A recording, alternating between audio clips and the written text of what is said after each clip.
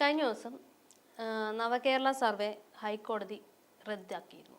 അപ്പോൾ അത് റദ്ദാക്കി കഴിഞ്ഞ സമയത്ത് സോഷ്യൽ മീഡിയയിലും പൊതുവെ വാർത്തകളിലൊക്കെ സർക്കാരിനെ ഭയങ്കരമായിട്ട് കളിയാക്കിക്കൊണ്ട് സർക്കാരിന് പണി കിട്ടി, സർക്കാരിന് തിരിച്ചടിയായി എന്നൊക്കെ രീതിയിലുള്ള വാർത്തകളൊക്കെ വന്നു. അപ്പോൾ ഈ ഒരു സ്റ്റേ ഇപ്പം സുപ്രീം കോടതി മാറ്റിയിരിക്കുകയാണ്. സുപ്രീം കോടതി ചോദിക്കുന്നത് എന്തുകൊണ്ടാണ് അല്ലെങ്കിൽ എന്തുകൊണ്ടാണ് സർവേ നടത്തിക്കൂടാ എന്നൊരു ചോദ്യം ചോദിക്കുന്നുണ്ട്.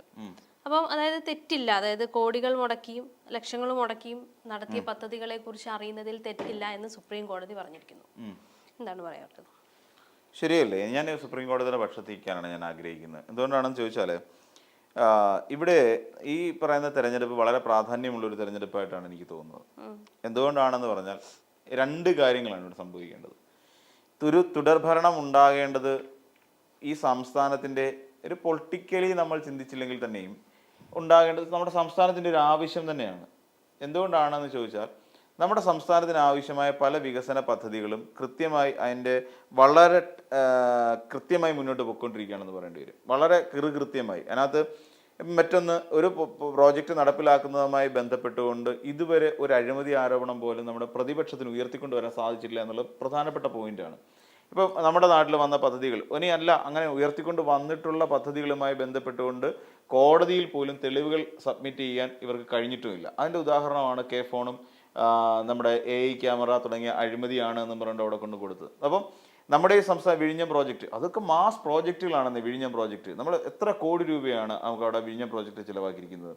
ഇപ്പോൾ ഇങ്ങോട്ട് ഗെയിൽ വാതക പൈപ്പ് ലൈൻ, അതുമായി ബന്ധപ്പെട്ടുകൊണ്ട് എന്ത് വലിയ മുതൽ മുടക്കാണ് അവിടെ നിന്ന്. കോടിക്കണക്കിന് രൂപയാണ് ഓരോ പ്രോജക്റ്റിന് വേണ്ടിയിട്ടും നമ്മുടെ സംസ്ഥാന സർക്കാർ ഇവിടെ ഇൻവെസ്റ്റ് ചെയ്തുകൊണ്ടിരിക്കുന്നത്. ശരിക്കും അതിനുശേഷം ഇവിടെ വ്യവസായ സംരംഭങ്ങൾ വരുന്നതുമായി ബന്ധപ്പെട്ടുകൊണ്ട് ഇൻവെസ്റ്റേഴ്സ് മീറ്റ് നമ്മുടെ നാട്ടിൽ നമ്മുടെ സംസ്ഥാനത്ത് സംഘടിപ്പിക്കുന്നുണ്ട്. അപ്പോൾ ഇങ്ങനെ തുടങ്ങി ഇവിടെ വിദേശത്തു നിന്നുള്ള നിക്ഷേപകർ നമ്മുടെ സംസ്ഥാനത്തേക്ക് കൂടിക്കൊണ്ടിരിക്കുന്നു. അങ്ങനെ തുടങ്ങി ഒരുപാട് കാര്യങ്ങൾ നമ്മുടെ കേരളത്തിൽ സംഭവിച്ചുകൊണ്ടിരിക്കുക. ഇതേപടി തുടർന്ന് പോകണമെങ്കിൽ നമുക്ക് ഈ പറയുന്ന സർക്കാർ തുടർന്നേ മതിയാകൂ. അതാണ് ഏറ്റവും പ്രധാനപ്പെട്ട ഒരു കാര്യം. ഇവിടെ ഈ സർക്കാർ തുടർന്ന് പോയാൽ മാത്രമേ ഈ ഡെവലപ്മെന്റുകൾ നമുക്ക് കണ്ടിന്യൂ ചെയ്യാൻ പറ്റൂ. കാരണം എന്താണെന്ന് ചോദിച്ചാൽ ഒരു ഡെവലപ്മെന്റ് നടത്തിക്കൊണ്ട് പോകണമെന്നുണ്ടെങ്കിൽ ഈ വകുപ്പുകളെല്ലാം, ഇതിനു മുമ്പ് ഞാൻ സംസാരിച്ചൊരു കാര്യമാണ്, ഈ വകുപ്പുകളെല്ലാം നമുക്ക് ക്രോഡീകരിക്കേണ്ടതായ ഒരു ആവശ്യമുണ്ട്. അതായത് ഇപ്പോൾ ഒരു മുഖ്യമന്ത്രിയാണ് ഉള്ളതെങ്കിൽ ആ മുഖ്യമന്ത്രിക്ക് ഒരു ആജ്ഞാശക്തി ഉണ്ടാവണം. അങ്ങനെ ചിന്തിക്കുന്ന ഒരാളാണ് ഞാൻ. ഒരു മുഖ്യമന്ത്രി ആയിക്കഴിഞ്ഞാൽ ആ ആജ്ഞാശക്തി അനുസരിച്ചിട്ട് ഈ തൻ്റെ മന്ത്രിമാരെ, ചുറ്റും നിൽക്കുന്ന മന്ത്രിമാരെ ഏതൊക്കെ വകുപ്പുകളെയാണ് ഒരു പ്രോജക്റ്റിൽ കോർഡിനേറ്റ് ചെയ്യേണ്ടതെന്ന് വെച്ചാൽ അതിനെയൊക്കെ കൃത്യമായി കോർഡിനേറ്റ് ചെയ്യാൻ കഴിവുള്ള ഒരാളായിരിക്കണം സെൻട്രൽ പോയിന്റ് വരേണ്ട ഒരു മുഖ്യമന്ത്രി. എന്നാൽ ദൗർഭാഗ്യവശാൽ ഇനി ഒരു മുന്നണി മാറ്റം ഉണ്ടാകുകയാണെങ്കിൽ അവിടെ VD സതീശൻ ഒരു മുഖ്യമന്ത്രി എന്നുള്ള നിലയിൽ നിൽക്കുകയാണെങ്കിൽ ഈ പറയുന്ന വകുപ്പ് ഭരിക്കുന്ന മന്ത്രിമാരെ കോർഡിനേറ്റ് ചെയ്യുന്നതിൽ VD സതീശൻ വമ്പൻ പരാജയമായിരിക്കും എന്നുള്ള കാര്യത്തിൽ 100% ഉറപ്പുണ്ട്. അദ്ദേഹം ഒരു വലിയ പരാജയമായിരിക്കും. എന്തുകൊണ്ടാണെന്ന് ചോദിച്ചു കഴിഞ്ഞാൽ ഇദ്ദേഹത്തിന് ചുറ്റും നിൽക്കുന്ന മന്ത്രിമാരെന്ന് പറയുന്ന വൃന്ദം കുറച്ച് യുവാക്കളെ, ഇപ്പൊ തന്നെ യുവാക്കൾക്ക് അവസരം കൊടുക്കണമെന്ന് പറയുന്ന സാഹചര്യമാണെങ്കിൽ പോലും അവർക്ക് കൊടുക്കുന്ന സീറ്റുകളുടെ എണ്ണത്തിൽ ഒരു പരിമിതി വെക്കണം. അപ്പൊ ബാക്കി വരുന്ന എല്ലാം VD സതീശനെക്കാട്ടി സീനിയർ മോസ്റ്റ് ആയിട്ട് നിൽക്കുന്ന മന്ത്രിമാരായിരിക്കും ചുറ്റിലും വന്നിരിക്കുന്നത്. അപ്പൊ സതീഷ് തന്നെയുമല്ല, സതീശനോട് രാഷ്ട്രീയത്തിന് ഉപരിയായി ചില വ്യക്തിവിരോധം കാത്തു സൂക്ഷിക്കുന്നവരും ഈ കൂട്ടത്തിൽ മന്ത്രിസഭയിൽ ഉണ്ടാകുമെന്നുള്ള കാര്യത്തിൽ യാതൊരു തർക്കവുമില്ല. അങ്ങനെ വരുമ്പോഴാണ് നമ്മൾ ആലോചിക്കേണ്ടത്, ഇവിടെ ഒരു മന്ത്രിസഭാ രൂപീകരണം ഉണ്ടാകുന്നു, ഇവിടെ എല്ലാ വകുപ്പുകളെയും ഏകോപിപ്പിക്കേണ്ടതായ ഒരു പ്രത്യേക സാഹചര്യം, സവിശേഷ സാഹചര്യം നിലവിൽ വരുമ്പോൾ മുഖ്യമന്ത്രി എന്നുള്ള നിലയിൽ VD സതീശൻ പരാജയപ്പെടും.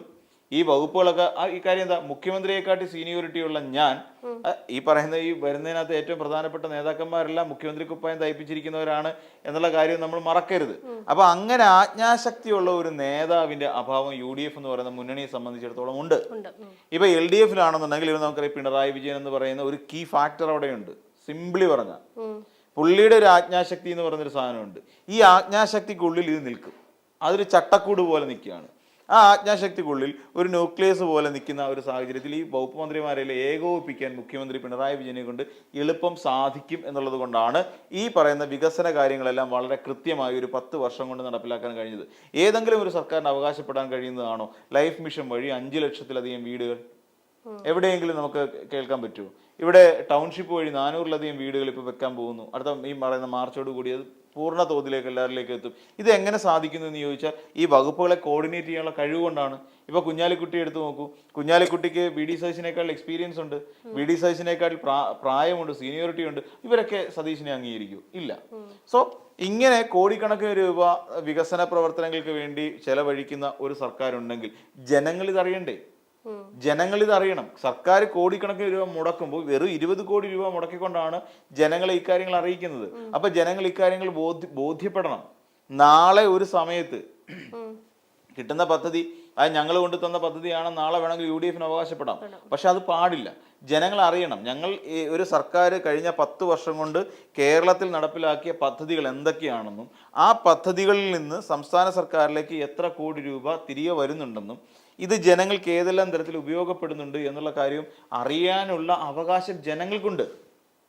അല്ല ഇവിടെ അതിന്റെ കണക്ക് വിവരം വരെ ജനങ്ങൾക്ക് അറിയേണ്ട ആവശ്യമില്ലേ? ഇപ്പൊ നമ്മളോട് ഒരാൾ വന്നിട്ട് സാധാരണക്കാരൻ അറിയില്ല വിഴിഞ്ഞം പ്രോജക്റ്റ് എത്ര കോടി രൂപയ്ക്കാണ് ചെയ്തിരിക്കുന്നതെന്ന്, ഗെയിൽ വാതക പൈപ്പ് ലൈനുമായി ബന്ധപ്പെട്ട് എത്ര കോടി രൂപയാണ് മുടക്കിയിട്ടുണ്ടെന്ന് അറിയില്ല, ഈ നമ്മുടെ ദേശീയപാത വികസനവുമായി ബന്ധപ്പെട്ട് എത്ര കോടി രൂപയാണ് സംസ്ഥാന സർക്കാരിന്റെ തുകയെന്നും അതിൽ എത്ര കോടി രൂപ കേന്ദ്ര സർക്കാർ തരുന്നു എന്നുള്ള കാര്യം ജനം അറിയണ്ടേ?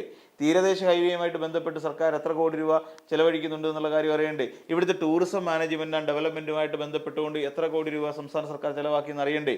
ഇവിടുത്തെ മലയോര ഹൈവേയുമായി ബന്ധപ്പെട്ടുകൊണ്ട് സർക്കാർ ചെലവാക്കിയത് അറിയണ്ടേ? തുരങ്കപാത, വയനാട് തുരങ്കപാതയും കുതിരാൻ തുരങ്കപാതയും അടക്കമുള്ള തുരങ്കപാതകളുടെ നിർമ്മാണവുമായി ബന്ധപ്പെട്ടുകൊണ്ട് സംസ്ഥാന സർക്കാർ എത്ര ചെലവാക്കിയെന്ന് അറിയണ്ടേ? അങ്ങനെ ഓരോന്നും അക്കമിട്ട് ഈ എത്ര കോടി രൂപ ചെലവാക്കി, ഏതൊക്കെ പദ്ധതികൾ കേരളത്തിൽ നടപ്പിലാക്കി കൊടുത്തിട്ടുണ്ട് എന്നുള്ള കാര്യം പൊതുജനം അറിയണം. ഈ പൊതുജനം അറിയുന്നതിന് വേണ്ടിയിട്ടാണ് നവകേരള സർവേ. ഇനി അത് മാത്രമല്ല, ഇനി ഞങ്ങൾ നടപ്പിലാക്കിയ കാര്യങ്ങളെക്കുറിച്ച് അങ്ങോട്ട് ഞങ്ങൾ ഇത്രയും കാര്യങ്ങൾ നിങ്ങൾക്ക് വേണ്ടി ചെയ്തു തന്നു എന്നുള്ളത് മാത്രം ജനങ്ങളെ അറിയിക്കുക എന്നുള്ളതല്ല സർക്കാരിൻ്റെ ലക്ഷ്യം. ഇനി എന്താണ് നിങ്ങൾക്ക് വേണ്ടതെന്നൊരു ചോദ്യം കൂടിയുണ്ട്. ആണ് സർവേ എന്ന് പറയുന്നത്. അതായത് ഞങ്ങളെല്ലാം നിങ്ങൾക്ക് തന്നിട്ടുണ്ട് എന്ന് പറയുന്നിടത്തല്ലല്ലോ കാര്യം. അപ്പോൾ ജനത്തിനൊരു ആവശ്യം ഉണ്ടാവും, ഇന്ന കാര്യങ്ങൾ കൂടി ഞങ്ങൾക്ക് ആവശ്യമുണ്ട്, ഇന്ന പ്രോജക്റ്റുകൾ കൂടി ഞങ്ങളുടെ നാടിന് ആവശ്യമുണ്ട്. ഇത് ജനങ്ങളിൽ നിന്ന് ചോദിച്ചറിയേണ്ടത് ഉത്തരവാദിത്തമുള്ള ഒരു സർക്കാരിന്റെ കടമയാണ്. അത് ചെയ്യാൻ പോകണം. അതുകൊണ്ടാണ് ഈ പ്രതിപക്ഷത്തുള്ളവർ വല്ലാതെ വിരളി പിടിക്കുന്നത്. അതുകൊണ്ടാണ് ഇതിനെതിരെ കോടതി പോയത്. അതുകൊണ്ടാണ് ജനങ്ങൾ കൂടുതൽ മനസ്സിലാക്കും. ജനങ്ങൾ കാര്യങ്ങൾ എന്തൊക്കെ കാര്യങ്ങൾ ചെയ്തു കൊടുത്തു എന്നുള്ള ജനങ്ങൾ മനസ്സിലാവും. ഇപ്പൊ ജനങ്ങൾ ഇപ്പൊ സിംപ്ലി പറഞ്ഞു കഴിഞ്ഞാൽ നമ്മുടെ നാട്ടിൽ 64 ലക്ഷത്തിലധികം വരുന്ന ആളുകൾക്ക് വേണ്ടിയിട്ട് ഇവിടെ സാമൂഹ്യ സുരക്ഷാ പെൻഷൻ 2000 രൂപ വെച്ച് കൈനീട്ടി വാങ്ങുന്നുണ്ട്. 64 ലക്ഷത്തോളം വരുന്ന ആൾക്കാർക്ക് അവരുടെ കയ്യിലേക്ക് ആ തുക എത്തുകയാണ് 2000 രൂപ. ഇപ്പൊ തന്നെ എല്ലാ സ്ത്രീകൾക്ക് വേണ്ടിയിട്ട് പുതിയൊരു 1000 രൂപയുടെ പെൻഷൻ പദ്ധതി ഏർപ്പാടാക്കിയിട്ടുണ്ട്. കണക്ട് വർക്ക് കുട്ടികൾക്ക് വേണ്ടിയിട്ട്, ഉദ്യോഗം കാത്തിരിക്കുന്ന കുട്ടികൾക്ക് വേണ്ടിയിട്ട്.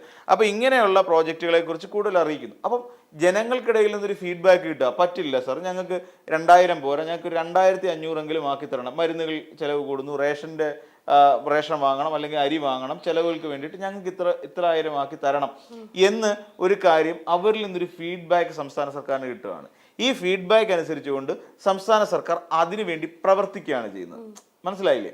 അപ്പോൾ അതിനു വേണ്ടിയിട്ട് കൂടുതൽ കാര്യങ്ങൾ, ഇനി അവർക്ക് വേണ്ടി എന്ത് പ്രോജക്റ്റാണ് ഞങ്ങൾ നടപ്പിലാക്കേണ്ടത്, അതിനുവേണ്ടിയും കൂടുതൽ സർക്കാരിന് ഇനിഷ്യേറ്റീവ് എടുക്കാൻ സാധിക്കുന്നു എന്നുള്ളതാണ് അതിൻ്റെ വേറൊരു പ്രധാനപ്പെട്ട ഗുണം. കുടിവെള്ള പ്രശ്നങ്ങളുണ്ട്, അത്തരത്തിലുള്ള പ്രശ്നങ്ങൾക്ക് പരിഹാരം കണ്ടെത്താൻ വേണ്ടി എന്തൊക്കെ ചെയ്തു തരാൻ പറ്റും. ഇനി ഹെൽത്തുമായി ബന്ധപ്പെട്ടുകൊണ്ട് എന്തെല്ലാം കാര്യങ്ങൾ സംസ്ഥാന സർക്കാർ ഇനിയും ചെയ്യേണ്ടതുണ്ട്. ചില ഹോസ്പിറ്റലുകൾ ചിലപ്പോൾ അവിടെ ചെന്ന് സർവേ നടത്തുമ്പോഴായിരിക്കും അറിയുന്നത് ഇന്ന ഹോസ്പിറ്റലിൽ അവർക്ക് ഡയാലിസിസ് സൗകര്യം ഉണ്ടെങ്കിൽ തീരദേശത്തുള്ള കുറച്ച് പേർക്ക് ഡയാലിസിസ് ഈസി ആയിട്ട് വന്ന് ചെയ്യാൻ പറ്റും എന്ന് പറയുന്ന ഒരു ഇൻഫർമേഷനാണ് അവിടെ നിന്ന് കിട്ടുന്നത്. അതിനനുസരിച്ച് സർക്കാരിന് ആക്ട് ചെയ്യാൻ പറ്റും. ഇതാണ് സർക്കാർ ഉദ്ദേശിക്കുന്ന നവകേരള സർവേ. സുപ്രീം കോടതി ചോദിക്കുന്നത് അത് തന്നെയാണ്. അങ്ങനെ ഒരു കാര്യം ഇവിടെ കേരളത്തിൽ നടപ്പിലാക്കുന്നത് കൊണ്ട് എന്താണ് പ്രശ്നം? കോടിക്കണക്കിന് രൂപ ചെലവഴിച്ചിട്ടല്ലേ ഓരോ പദ്ധതിയും സംസ്ഥാന സർക്കാർ നടപ്പിലാക്കുന്നത്. അപ്പൊ ജനങ്ങളത് അറിയണം. അപ്പൊ ജനങ്ങൾക്ക് എന്തൊക്കെ വേണമെന്നുള്ള കാര്യം പറയാനുള്ള അവകാശം, ഒരു സ്പേസ്, ഇതുവരെ അങ്ങനെ ഒരു സ്പേസ് ശരിക്കും പറഞ്ഞാൽ നമ്മുടെ നാട്ടിൽ ഉണ്ടായിരുന്നില്ല. അതായത് ഇത്രയും കാലം നമ്മളൊന്ന് ആലോചിച്ച് നോക്കും. ഇപ്പോൾ UDF എന്താ UDF പറഞ്ഞുകൊണ്ടിരിക്കുന്നത്? അവർക്ക് എന്തെല്ലാം ഞങ്ങൾ ഇന്ന കാര്യങ്ങളൊക്കെ ചെയ്യും എന്ന് മാത്രമാണ് പറയുന്നത്. എന്നാൽ അവർ ചെയ്യുമെന്നുള്ള കാര്യത്തിൽ നമുക്ക് ഉറപ്പൊന്നുമില്ല. നമുക്ക് യാതൊരു ഉറപ്പില്ല, വാഗ്ദാനം മാത്രമാണ്. അപ്പോൾ അങ്ങനെ ഒരു ഉറപ്പില്ലാത്തത് വേണ്ടി നമ്മൾ വെറുതെ വോട്ട് ചെയ്ത് നമ്മുടെ സമയം കളയണം എന്നുള്ളതാണ്. അതേസമയം LDF ചെയ്ത് കാണിച്ചു തന്നവരാണ്. കഴിഞ്ഞ 10 വർഷത്തെ അവരുടെ കാലാവധി കൊണ്ട് അവർ ചെയ്ത് കാണിച്ചു തന്ന.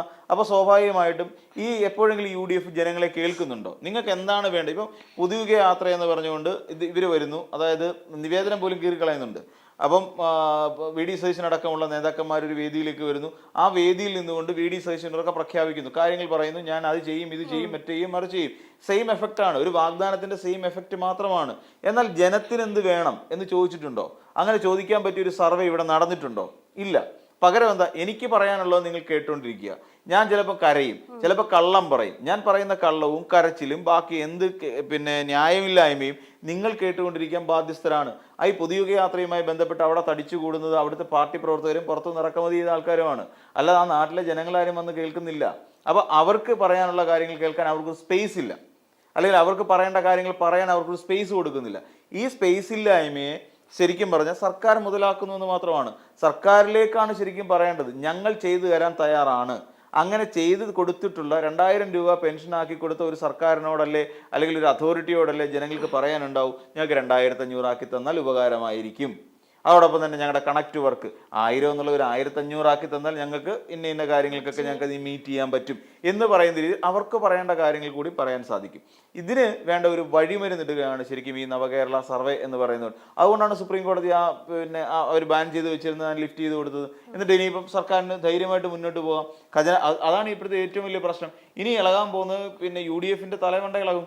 UDF ഭ്രാന്ത് പിടിക്കും, VD സതീശൻ അടക്കമുള്ള ഒരു ഭ്രാന്ത് പിടിക്കും. കാര്യം ഇത് സംഭവിച്ചു കഴിഞ്ഞാൽ ഇവർക്കുണ്ടാകാൻ പോകുന്നൊരു പ്രത്യാഘാതം വലുതായിരിക്കും. കനകോലുവിന്റെ ചിന്തയിൽ പോലും ഇല്ലായിരുന്നൊരു കാര്യം ഇവിടെയാണ് ഒരു വലിയ പ്രശ്നം കിടക്കുന്നത്. അതുകൊണ്ട് സ്വാഭാവികം എന്നോണം പ്രതിപക്ഷത്തിന്റെ ഒരു വല്ലാത്ത ഒരു ഇതുണ്ടാവും. അവർ ഇനിയും കോടതിയിലേക്ക് പോകും. എങ്ങനെയെങ്കിലും നവകേരള സർവേക്ക് തടസ്സം ഉണ്ടാക്കിയേ പറ്റൂ എന്ന് പറയുന്ന ഒരു അവസ്ഥയിലേക്ക് പ്രതിപക്ഷം മൂവ് ചെയ്യാനും സാധ്യതയുണ്ട്. അപ്പോൾ എന്ത് തന്നെയാണെങ്കിലും സുപ്രീം കോടതിയുടെ ഈ ഒരു തീരുമാനത്തെ നമ്മൾ കൃത്യമായി മനസ്സിലാക്കി തന്നെ ജനങ്ങളെല്ലാവരും ഇതിനോട് കോഓപ്പറേറ്റ് ചെയ്യാൻ വേണം. മീൻസ് നവകേരള സർവേ ആയിട്ട് ബന്ധപ്പെട്ടുകൊണ്ട് ഒരിക്കലും അവിടെ നിങ്ങൾ പൊതുജനം കരുതരുത്, അയ്യോ ഞങ്ങൾക്ക് നീ ഒന്നും പറയാനില്ല, ഞങ്ങൾക്ക് ഇനി എന്താ വേണ്ടേ എന്നുള്ള കൺഫ്യൂഷൻ അല്ല.